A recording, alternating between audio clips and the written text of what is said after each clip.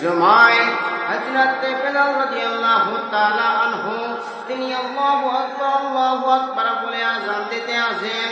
এমন তো অবস্থায় হযরত আবু বকর সিদ্দিক রাদিয়াল্লাহু তাআলা আনহু তিনি শুনতে পেলেন আশহাদু আন্না মুহাম্মাদার রাসূলুল্লাহ।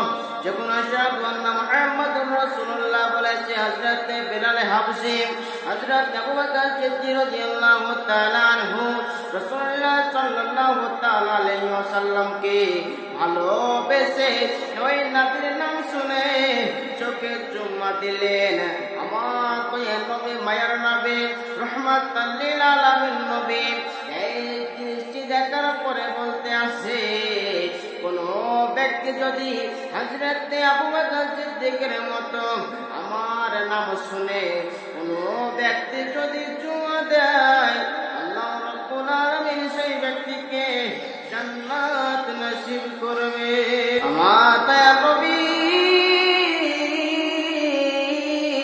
মায়ার নবী রাহমাতাল লিল আলামিন নবী বলতে আছেন মান সামিয়া ইসমি ফিল আযানে وقبل جفريه وإبهاميه ومساعيه لم يرم أبدا। কোন ব্যক্তি যদি আমার নাম শুনে চুমা দেয়, কোন ব্যক্তি যদি আমার নাম মুহাম্মাদুর রাসূলুল্লাহ এই লফজি শুনে যদি কোন ব্যক্তি চোখে চুমা দেয় আল্লাহ রাব্বুল আলামিন ওই ব্যক্তির চোখ কোনদিন বন্ধ করবে না। জোরে বলে সুবহানাল্লাহ। বনি ইসরাঈলের জামানায় এক ব্যক্তি ছিল 200 বছর আল্লাহ রাব্বুল আলামিনের নাফরমানি করেছিল। ওই ব্যক্তি যখন মারা গেল ওই ব্যক্তিকে হযরত মুসা আলাইহিস সালাম ওই ব্যক্তিকে একটি নোংরা জায়গায় ফেলে দিলেন। একটি নোংরা জায়গায় যখন ফেলে দিলেন আল্লাহ রাব্বুল আলামিন মুসা আলাইহিস সালামকে বলতে আসেন ও মুসা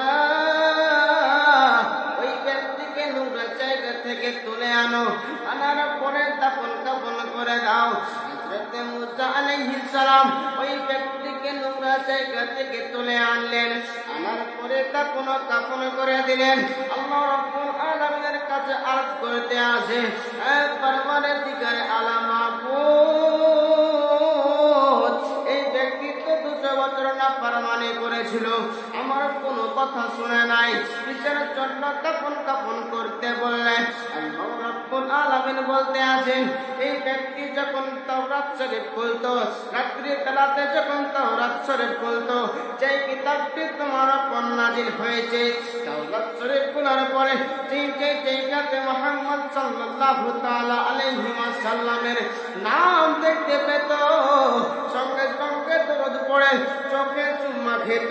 এর জন্য আমি আল্লাহ রাব্বুল আলামিন ওই ব্যক্তির উপর খুশি হয়ে 200 বছরের গুনাহ আমি